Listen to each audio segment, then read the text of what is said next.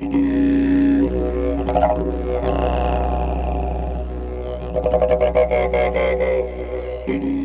I started this series, it actually just started off as a 25-piece exhibition on the arrival of Cook to Australia, and I thought, you know, I'll capture some of that early colonial history. I thought it could be interesting. It was something that interested me anyway. I thought, well, hang on a minute, we're missing an element here. It wasn't until I actually got some Indigenous involvement that I realised that I had it all wrong. And what I was painting was purely from the English or the white perspective of things. And so in actual fact, I was probably a good 25 paintings into the series, and I had to completely start again. And so here I am, completely repainting years of work, you know, just through ignorance. And then it struck me how many other people are out there like me that have no idea about the real side of colonial history in Australia. It was something that to me was quite shocking, and suddenly I realised that this was a story that had to be told. And you know, as I read through those pages of history, as I began to lift the lid off what really happened to Indigenous people here, I'd begin to get images from the words, and I knew what I needed to paint. It was like the paintings came out of the words, and for me, these paintings become powerful because I'm almost giving these stories another chance to come to life on canvas. And it's one thing to read something, but when you see it, it's like they say, a picture paints 1,000 words. And for me, these people get another chance to tell their story, and the story becomes a reality in paint. And I think that's what is powerful about this exhibition.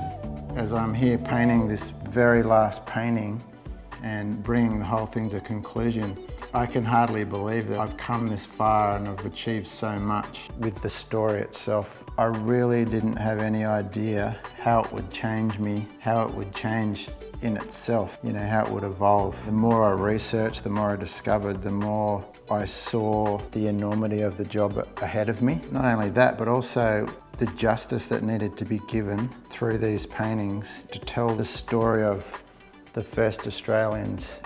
I started this series with a painting that's titled Margaret's Reflection, and it's really a painting about stories that he'd heard around the campfire that his relatives had spoken about when the First Fleet arrived. Seeing this painting come to life, which is really the last painting of the whole series, and seeing the character of Margaret finally for the first time. And I think what's so tragic about this particular scene is that here's Margaret, and he's the last man standing, the last man of Botany Bay out of almost 400 of his own people, and here he is at the graveside of his wife, and he makes this statement. Well, mister, old black fellow gone now, all this my country, pretty place Botany, little pickaninny, I run about here, plenty of black fellow then, corroboree, great fight, all canoe about, only me left now.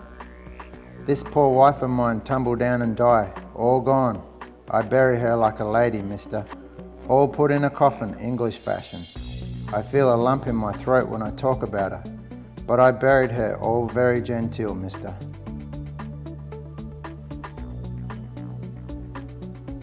That was the last stroke on 8.5 years of work.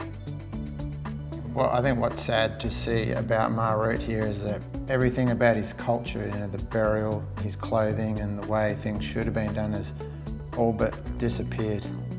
During my research, I was really impacted by what I'd read, and literally there are just so many tragic stories that it's just not possible for me to tell them all through painting. If I had 100 years to paint it, I'd still be painting. So what I had to do is just take out some of the key points of that history, and what I tried to do was base them within the time frame of Margaret's life, really just to show how fast things changed for Aboriginal people here in Australia.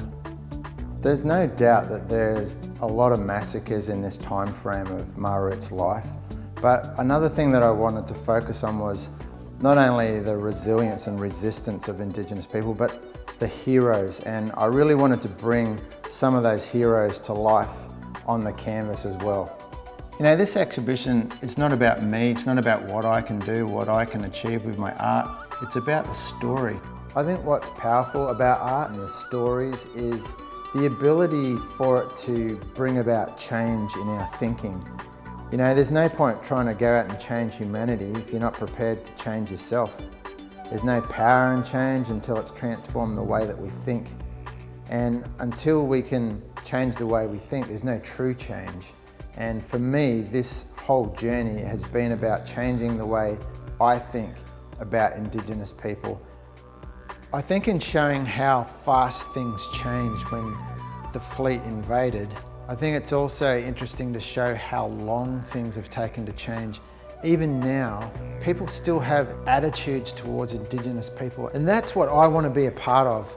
Being involved in helping to change those attitudes towards Indigenous people, towards their culture, in using the power of art and the power of the stories of these people and these images to help bring about change in this generation.